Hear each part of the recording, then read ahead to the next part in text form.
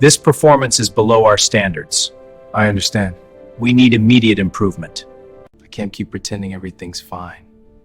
This pressure is breaking me down. The fluorescent office lights flickered as Malik Washington stood frozen, his hands gripping the edge of the conference table. The hum of printers and chatter from the open-plan office faded into a distant drone, as if the world itself held its breath.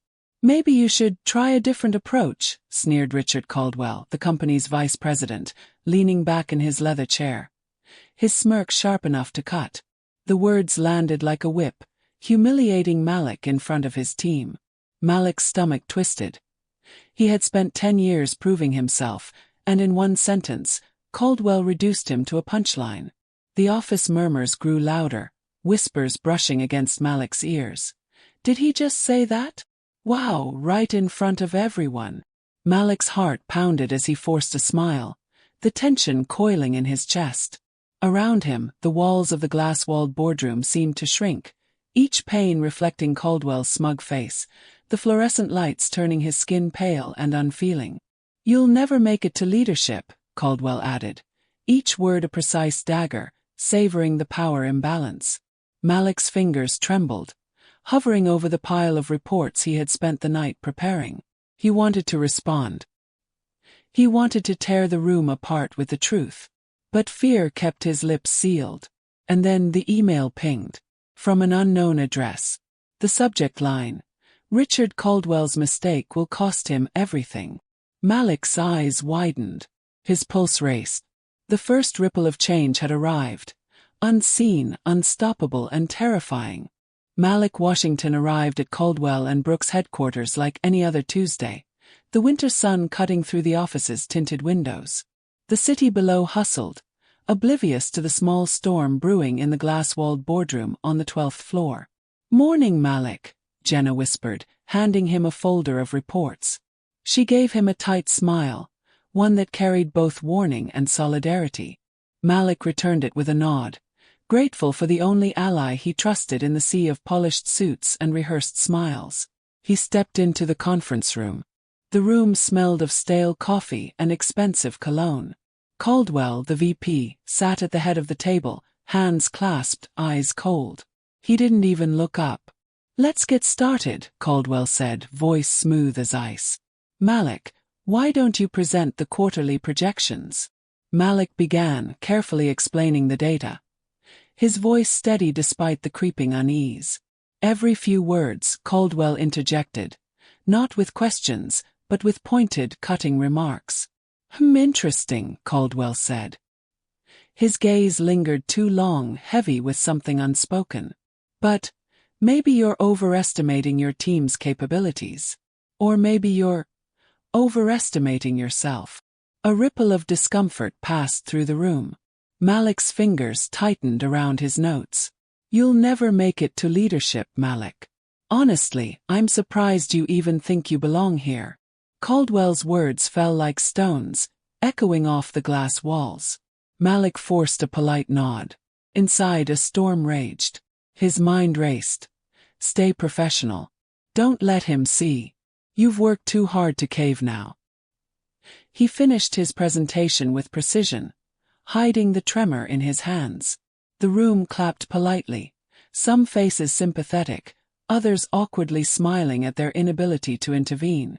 Later at his desk, Malik opened his inbox. An email from an unknown sender. "Richard Caldwell's mistake will cost him everything. Keep your eyes open." Malik blinked. He stared at the screen, disbelief and cautious hope mixing in his chest.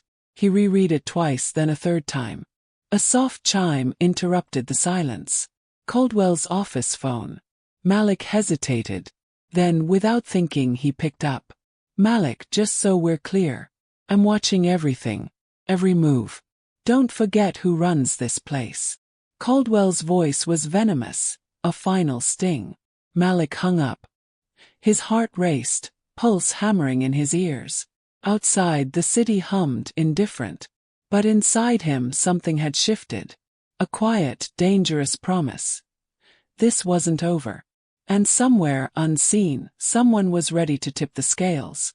Malik sat at his desk long after the office emptied, the hum of fluorescent lights a constant reminder of Caldwell's words. The email still glowed on his screen, mysterious and promising. He opened it again, scanning the line. "Keep your eyes open." He wasn't sure who had sent it or why, but the implication was clear. Someone had noticed Caldwell. Someone was watching. Jenna appeared in the doorway, her coat still on. "You still here?" she asked softly. Malik exhaled, leaning back in his chair. "Yeah, just thinking." She stepped closer, her expression cautious. "About Caldwell?" He nodded. "Every day. 10 years of work, 10 years of making sure everything is perfect. And one sentence reduces me to a punchline." Jenna leaned against his cubicle wall, arms crossed. "I know. I saw it. And I know you're not the type to let it slide. But we have to be smart, Malik. One wrong move and it's, well, you know."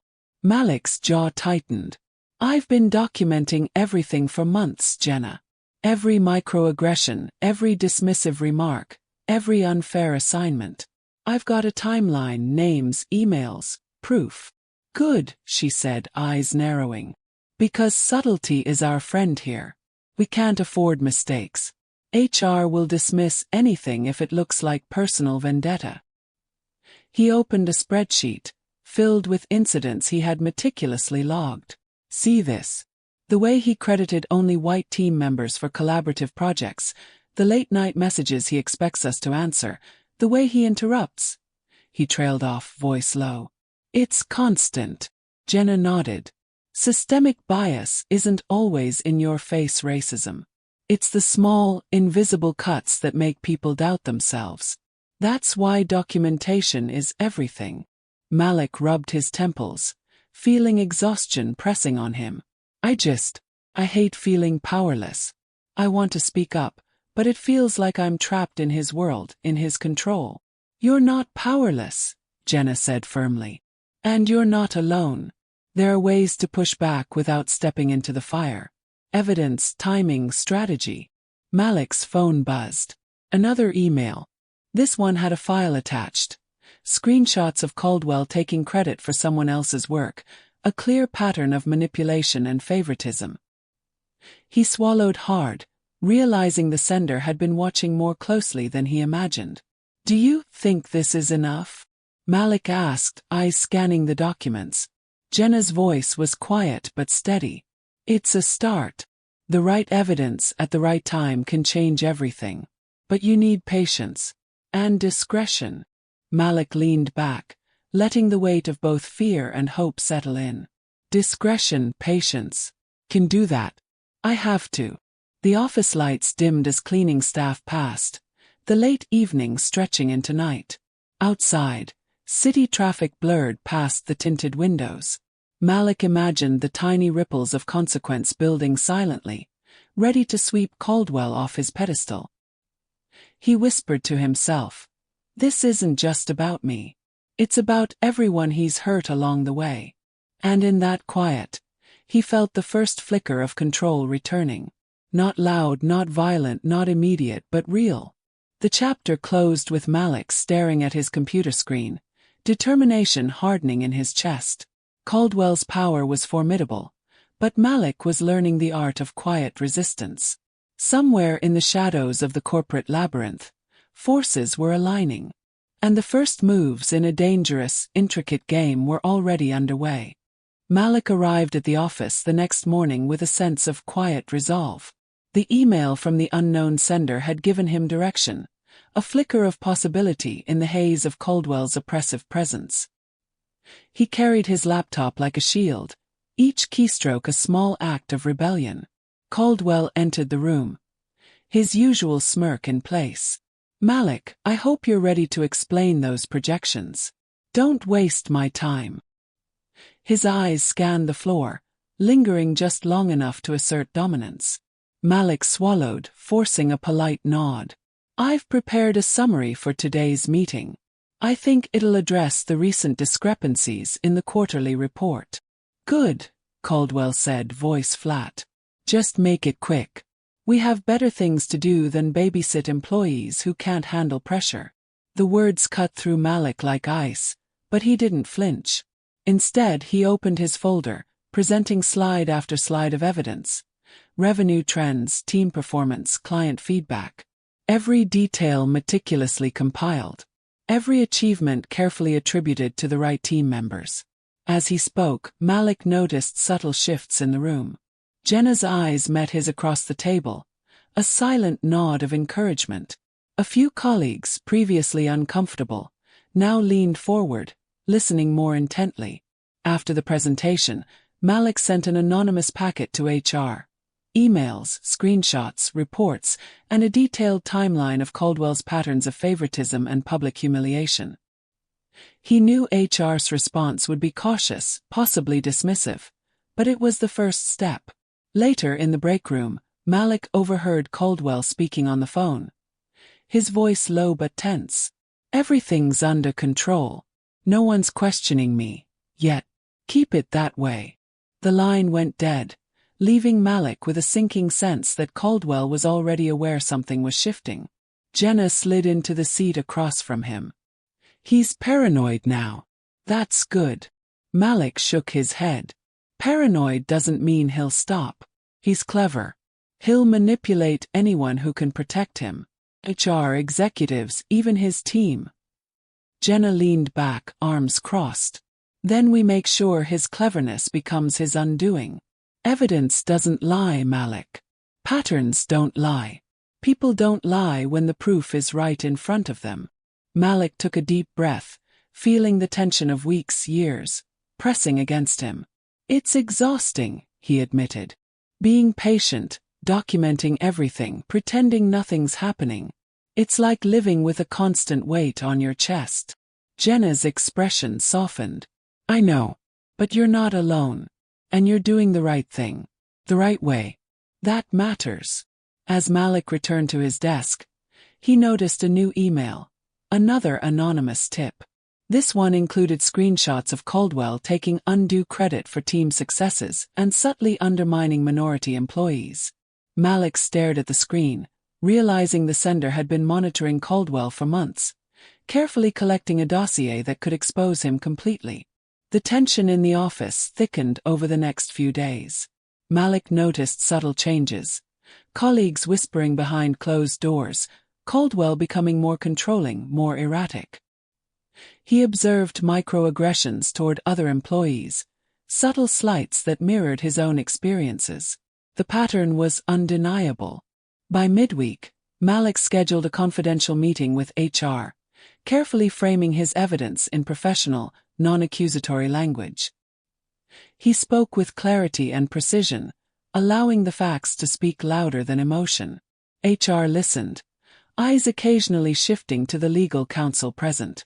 The undercurrent of hesitation was palpable. "Your documentation is thorough," one HR representative finally said.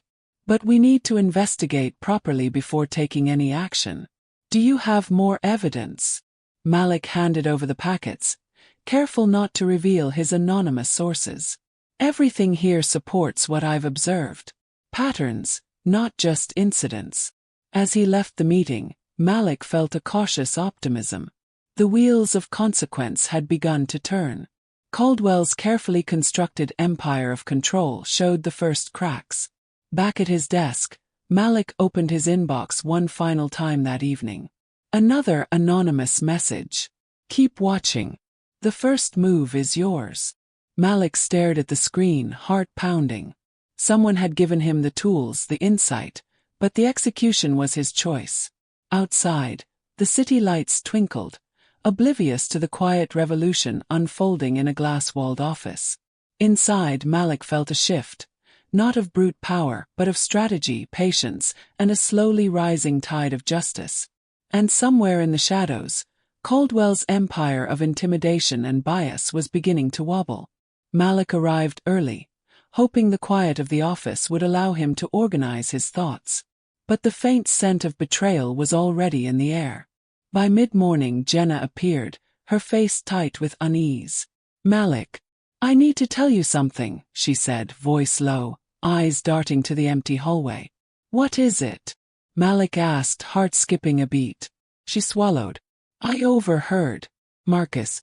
He's been talking to Caldwell. About you. About the evidence packets you've been compiling. Malik froze, the coffee in his hand trembling. Marcus, a team member he had trusted, had betrayed him. He thought of the late nights they had shared, strategizing, sharing frustrations. And now, Marcus had chosen loyalty to power over loyalty to truth.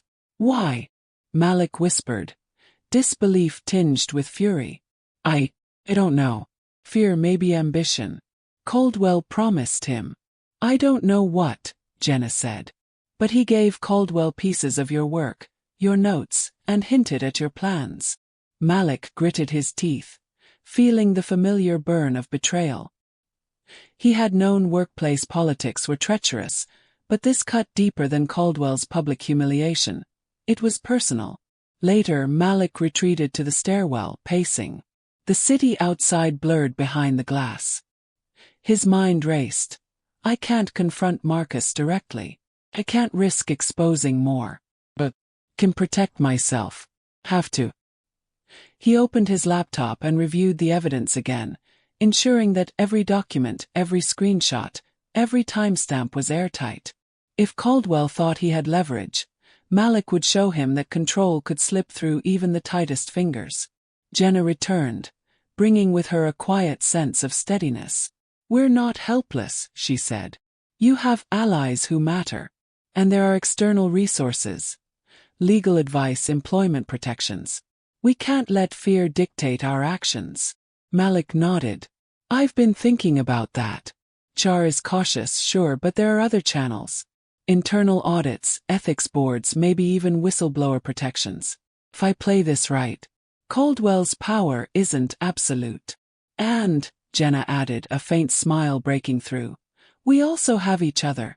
That counts for something. Malik allowed himself a small breath. It does. More than you know. But the office didn't forgive betrayal so easily. By afternoon, Malik noticed subtle shifts, whispered conversations that stopped when he approached, eyes avoiding his, emails sent with cryptic tones. Marcus walked past his cubicle, offering a forced smile that barely hid the guilt or fear he carried. Malik did not respond. Instead, he focused on what mattered, the dossier. Every instance of Caldwell's favoritism, humiliation, and subtle discrimination was carefully catalogued. Every report, every memo, every overlooked promotion was documented. He imagined the eventual reckoning, a professional collapse that would leave Caldwell exposed and vulnerable. The day's tension crescendoed in a meeting with HR. Malik presented additional evidence, carefully avoiding any mention of anonymous sources or external contacts. HR listened, their faces neutral but eyes flickering with the awareness that the situation was more serious than Caldwell would admit publicly. This is compelling, one HR representative finally said. We'll need to conduct a thorough investigation. Thank you for your diligence. Malik exhaled slowly. This was a small victory, but a crucial one. Later in the break room, Jenna placed a hand on his shoulder. Betrayal hurts, she said. But it also tells us who's worth trusting. Malik nodded, eyes distant. Yeah, it does. And it reminds me why I have to keep going. For myself. And for anyone else he's ever tried to humiliate. Outside, the city lights began to glow, reflecting off the glass office towers. Malik imagined the slow, careful movement of justice, the tipping of balance. It wouldn't be easy. There would be more obstacles, more betrayal, more fear. But he had learned something crucial. Strategy, patience, and unwavering resolve could outlast arrogance and cruelty. That evening, Malik received another email from the anonymous sender. This one was different. Less cryptic, more urgent. He underestimates the cost of his arrogance. Keep the faith. Keep documenting. Everything he fears is already in motion. Malik stared at the words, heart racing. Fear still lingered, but it was tempered by a growing quiet power, the understanding that betrayal did not mean defeat. It was a warning, a spark, and perhaps the beginning of Caldwell's undoing. He closed his laptop, the city skyline reflected in his eyes. Somewhere out there, the wheels of justice had started to turn. And Malik Washington, despite fear, fatigue, and betrayal, was ready to see it through. Malik sat at his desk, hands hovering over his keyboard, the hum of the office around him fading into background white noise. Every keystroke, every line in his report, was a calculated step toward something larger. Today he wouldn't just document, he would act. He glanced at Jenna, who had already arrived, sipping her coffee and scanning her own screen. She caught his eye and gave the slightest nod. Silent support, a reminder that he wasn't alone. Malik opened a confidential email draft addressed to the company's ethics board, summarizing documented instances of Caldwell's harassment, favoritism, and abuse of authority. He framed each example with precision, careful not to make it a personal vendetta, highlighting patterns and professional consequences. This feels different," Malik whispered to Jenna, not wanting anyone else to hear. "Good different, I hope," she replied. "Because this is where you start shifting the power dynamic. Evidence doesn't argue, it convinces." The morning passed in tension-soaked focus. Malik cross-referenced emails, memos, and meeting notes, ensuring each point was verifiable. Every report, every misattributed achievement, and every microaggression Caldwell had committed over the past year was documented. By midday, Malik scheduled a discreet meeting with the ethics board. As he walked down the hallway toward the conference room, he could feel Caldwell's presence looming even from a distance. The VP's office door was slightly ajar. Malik caught a glimpse of him on a call, voice low but urgent. Caldwell's smirk was gone, replaced with an edge of irritation, like a predator sensing prey slipping from its grasp. In the conference room, Malik presented his findings with calm, deliberate clarity. The dialogue was concise, factual, professional, but the weight of unspoken context hung heavy in the air. "Mr. Washington," said the ethics board chair, her voice steady, "these incidents you've documented. If verified, they are serious. We'll need to investigate thoroughly." Malik met her gaze. "I understand. I just want fairness. This isn't personal. It's about accountability." A legal advisor chimed in. "We'll handle this carefully. Workplace bias and abuse of authority can have wide-ranging consequences. Thank you for bringing this forward." As Malik returned to his desk, the first pangs of hope stirred. Caldwell's empire of control might not survive if the board pursued the investigation thoroughly. Yet the office air remained tense. Whispers followed him, colleagues sharing nervous glances, subtle signs that people were aware a shift was happening. Malik noticed the first signs of Caldwell's paranoia. His emails became terse, meetings shorter, his smile forced and brittle. During a brief lunch break, Jenna leaned in. "He knows," she said softly. "Caldwell senses it. You've shaken his confidence." Malik's stomach knotted. "Shaken? Maybe. But he's dangerous. He won't give up quietly. I've seen how he manipulates people, HR included. One false move and..." Jenna placed a reassuring hand on his shoulder. "Then you make no false moves. Patience, strategy, precision.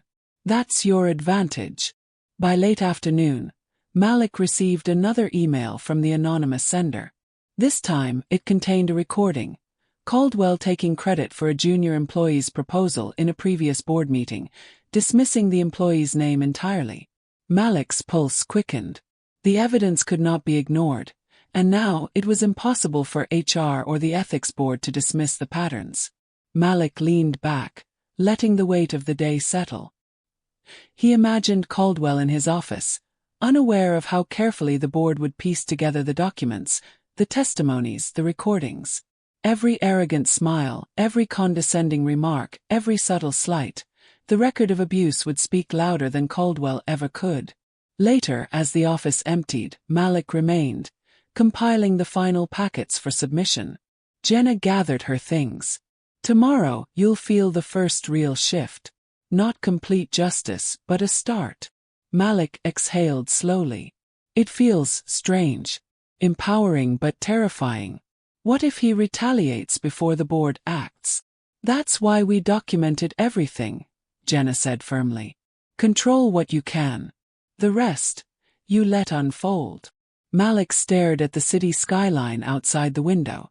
The lights reflected off the glass like sparks, small, fragile, but hinting at illumination in the darkness. He realized then that taking a stand didn't require yelling, confrontation, or revenge. It required courage, precision, and the quiet, relentless application of truth. By the time he left the office, the sun had dipped below the horizon. His phone buzzed with a final email from the anonymous sender. He will underestimate you. That's when it will hurt him the most. Malik smiled faintly, a mix of fear and determination in his chest. The first moves in this intricate game had been made. Caldwell's power, so carefully cultivated, was beginning to crack, and Malik Washington was ready to watch it unravel. The office felt different that Monday morning. There was an almost imperceptible tension, like the air itself was holding its breath. Malik noticed the small signs first. Colleagues lingering near the coffee machine, exchanging hushed words, eyes darting toward Caldwell's corner office. The rumor mill had begun turning, quietly, subtly. Caldwell entered the office later than usual, slamming his briefcase onto his desk. He looked around, his usual confident smirk replaced by a tight line. The room seemed smaller somehow, the fluorescent lights harsher, his authority less absolute. "Malik," Caldwell said, his voice deceptively smooth. "Did you send something to HR? Care to explain?" Malik looked up calmly. "I provided documentation, yes. As an employee, it's my responsibility to report any concerns about workplace fairness and conduct." Caldwell's jaw twitched. Workplace fairness? Really? You're playing a dangerous game. Malik met his gaze steadily. "I'm doing what's right. I suggest you do the same." Caldwell stormed back to his office, leaving a trail of tense murmurs in his wake. Malik felt the subtle shift, the first cracks in Caldwell's carefully constructed armor. Later that morning, HR and the company's legal counsel began quietly investigating. Malik observed the process from a distance, noting subtle changes in the office hierarchy. Employees who had once avoided confrontation now whispered support, sharing their own experiences. Malik realized that systemic fear could crumble when people saw that consequences were possible. Jenna slid into his cubicle. "You're making waves, Malik. People are starting to notice." "And Caldwell, he's panicking." Malik nodded, trying to suppress a mix of satisfaction and anxiety. "Good. But panic is dangerous. He's capable of anything when cornered." By mid-afternoon, subtle cracks appeared in Caldwell's routine. He began micromanaging meetings, speaking over his team, and sending terse, controlling emails. Malik watched a client presentation where Caldwell interrupted a junior employee repeatedly, taking credit for ideas not his own. Malik quickly captured screenshots, knowing that this behavior, added to the existing dossier, would be damning. The office buzzed with whispers. Small gossip, small truths. Employees speculated about Caldwell's behavior, his recent mistakes, and the unusual attention from HR. Malik's careful documentation and anonymous tips had created an unstoppable ripple effect. Malik returned to his desk, a quiet email from the anonymous sender blinking in his inbox. It included a short video clip. Caldwell dismissing a minority employee's proposal in a high-level strategy meeting, overemphasizing his own ideas. Malik's pulse quickened. The evidence now spanned not only internal documentation but verifiable proof of systemic bias and abuse of authority. As the day drew to a close, Malik was called into a meeting with HR and upper management. Caldwell was notably absent. His assistant claimed he had a sudden client emergency. Malik stepped into the boardroom, tension pressing in from all sides. "Mr. Washington," began the HR manager, "we've reviewed the documentation you submitted. While investigations are ongoing, It's clear there are significant concerns regarding workplace conduct and professional behavior. Malik remained calm, letting the words sink in. This was the first public recognition of Caldwell's pattern of abuse. He could feel the undercurrent of office gossip and tension swell, like waves building toward a storm. "This will not be taken lightly," the legal counsel added. "We're taking steps to ensure compliance and fairness for all employees. Any retaliation is strictly prohibited." As Malik left the room, Jenna met him at the doorway, her expression a mixture of relief and apprehension. "You've shaken the cage," she said quietly. "But this is only the beginning." By the evening, the ripple effect extended beyond the office. Select employees shared the first whispers of Caldwell's behavior outside formal channels. Malik caught snippets of conversation in hallways and elevators, murmurs of favoritism, microaggressions, and ethical lapses. The careful construction of Caldwell's reputation was beginning to unravel. Malik returned to his desk, reviewing his evidence one last time for the day. Each screenshot, email, and memo was a piece of the puzzle. He imagined the eventual exposure, Caldwell's arrogance meeting accountability. The process would take time, patience, and strategy, but it was underway. Outside, the city lights reflected off the office windows like sparks of change. Inside, Malik realized that quiet resistance, careful documentation, and calculated exposure could shift even the most entrenched systems of power. And somewhere in the shadows of his office, Caldwell's panic was real, palpable, and growing. Malik exhaled, feeling the tension in his chest loosen just slightly. The first strike had been made. The wheels of consequence were rolling. The office felt electric, a low hum of whispered conversations and stolen glances. Malik noticed it first in the way people lingered near his desk, hesitant but watchful, as if afraid of being caught in the crossfire but eager for the truth to surface. Caldwell had changed. Gone was the easy confidence, the smirk that had dominated boardrooms and meetings for years.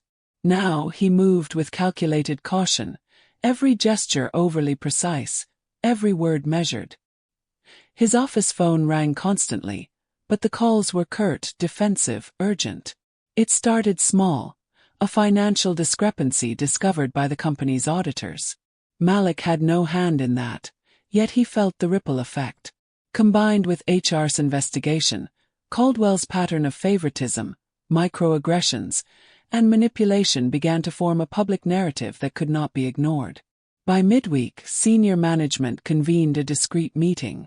Malik, invited for documentation support, watched as Caldwell's colleagues, once silent witnesses, began providing accounts of his behavior. Each testimony added weight, corroborating Malik's evidence. "You've crossed the line repeatedly," one manager said during the meeting. "We have documented instances of discrimination, misattributed credit, and intimidation." Caldwell's face paled. He opened his mouth, then closed it. No smirk, no smooth deflection, only the sudden realization that the web he had spun so meticulously was unraveling. Malik stayed silent, observing. His pulse was steady, but inside, adrenaline hummed. The tide had shifted. Every subtle slight, every condescending remark, every microaggression Caldwell had used to control others now worked against him. By Thursday, word spread beyond the office walls.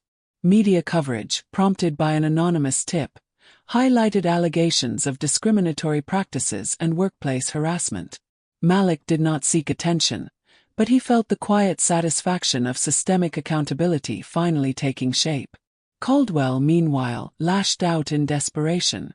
Emails became aggressive, meetings hostile, phone calls threatening. Malik documented everything. Every moment of panic, every veiled intimidation, was proof of a man losing control. One afternoon, Malik overheard Caldwell in a hallway argument with a board member. "You have no proof. None of this is substantiated." The board member's voice was calm but firm. "We have evidence, Mr. Caldwell. Patterns, recordings, multiple accounts. This is not personal opinion. It is fact." Malik felt a chill run through him. This was the turning point. The balance of power had shifted irrevocably. Caldwell's empire of intimidation was collapsing under the weight of truth. By Friday, professional consequences hit hard. Caldwell was suspended pending a formal investigation. His projects reassigned. His assistants reassured that their positions were secure. The whispers in the office had grown louder, but now they carried triumph rather than fear. Malik received another anonymous email. "The first domino has fallen. Keep steady. The rest will follow." He read the words carefully, a mixture of relief and vigilance settling in his chest. Justice was unfolding, but Malik knew the personal cost was not yet over. The emotional toll of confrontation, the years of suppressed anger, and the strain of navigating betrayal had left their mark. That evening, Malik sat at his kitchen table, reviewing documents and reflecting. The collapse of Caldwell was visible, undeniable, but the process had been taxing. He had been brave, strategic, and patient, yet he felt the lingering weight of trauma and exhaustion. Jenna called, sensing the emotional tension. "You've done what few could," she said softly. "But don't forget to breathe. You've earned some peace, even if it's quiet." Malik nodded, staring out at the city skyline. Lights flickered in the distance like distant promises, fragile yet persistent. Justice, he realized, was rarely instantaneous. It arrived slowly, deliberately, shaped by courage, strategy, and the meticulous recording of truth. Caldwell's social consequences were equally stark. Word of his suspension spread beyond the company, affecting professional networks and public perception. Invitations to conferences disappeared, industry contacts avoided him, and his reputation, once polished and untouchable, began to tarnish visibly. Malik knew the poetic justice was not revenge. It was accountability. Caldwell's downfall was a mirror reflecting the harm he had caused, the people he had manipulated, and the systemic inequities he had exploited. The collapse was complete, not in dramatic spectacle, but in measured, unstoppable consequence. As Malik prepared to leave the office for the day, he paused at the glass walls of the boardroom. He imagined the dominoes falling, each ripple a testament to the quiet persistence of truth. The humiliation he had suffered, the betrayal he had endured, and the painstaking resistance he had cultivated, all had contributed to this moment. Somewhere in the city beyond, Caldwell's world was smaller, controlled, constrained by the very structures he had tried to manipulate. Malik Washington, though weary and marked by the emotional cost, had emerged with integrity intact. His actions demonstrating that courage and strategy could prevail over unchecked power. The office lights dimmed as Malik walked toward the elevator. Outside, the skyline glittered in winter twilight. Change, subtle but undeniable, was underway. And for Malik, the fight was not only about justice. It was about resilience, dignity, and the knowledge that standing firm against systemic abuse could reshape even the most entrenched hierarchies. The morning sun spilled across Malik's desk, soft and indifferent, as if the city itself had no knowledge of the week's turmoil. The office felt lighter, quieter, but not empty. A subtle shift had occurred, and everyone noticed it. The oppressive weight of Caldwell's presence was gone. Malik watched colleagues move with newfound confidence. Some lingered at his desk to share small victories. Others whispered updates about the ethics board's ongoing investigation. The office, once tense and oppressive, now carried the cautious energy of change. Jenna appeared, a warm smile spreading across her face. "It's finally different," she said softly. Malik nodded, though his chest still felt heavy. "Different, yes. But not easy. Not quick. I can feel the aftermath in every glance, every whispered conversation. People are still afraid, even without him around." "That's normal," she said.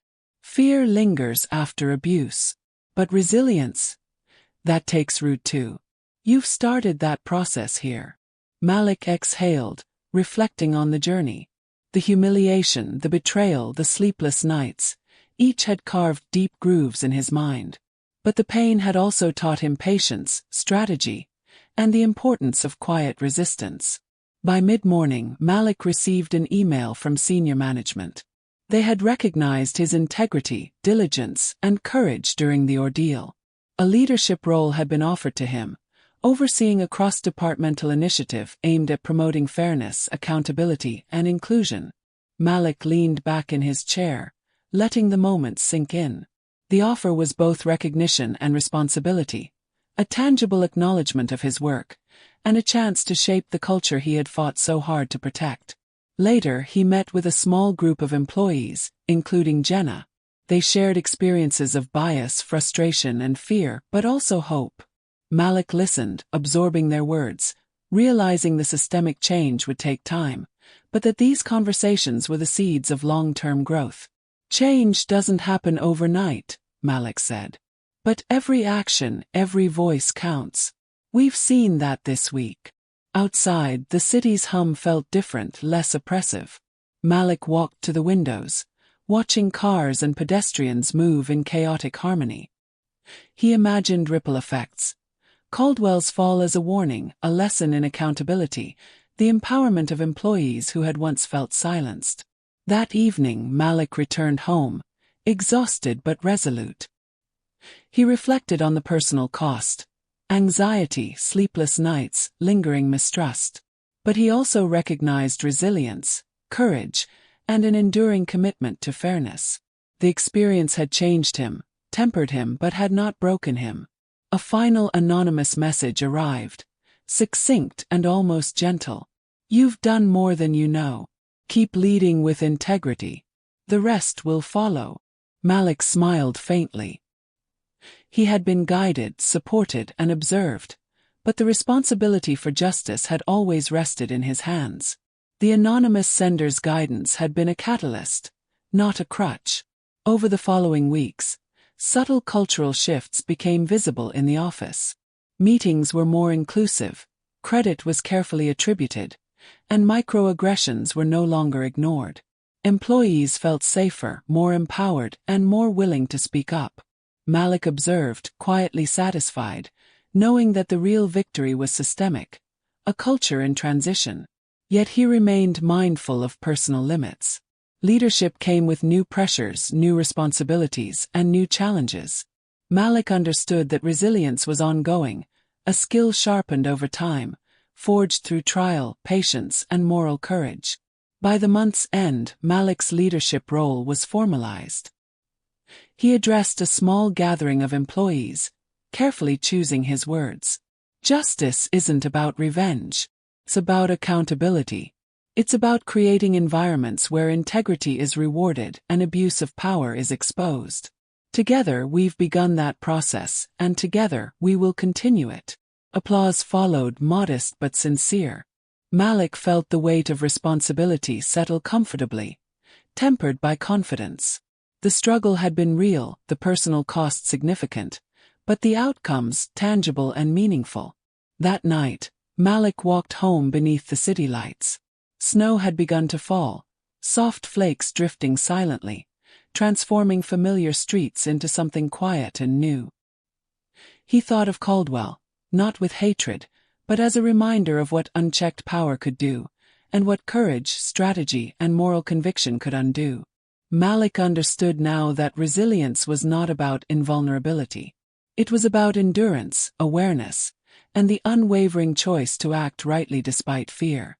As he stepped through his apartment door, Malik allowed himself a moment of quiet reflection. The office, the city, the world, each held challenges, injustices, and moments of fear. But Malik also knew that change was possible, and that he had witnessed the subtle, unstoppable force of accountability and truth. He sat at his desk, opened his laptop, and smiled faintly at the skyline outside. Justice had been served, not as a spectacle, but as a measured, inevitable consequence of courage, strategy, and resilience.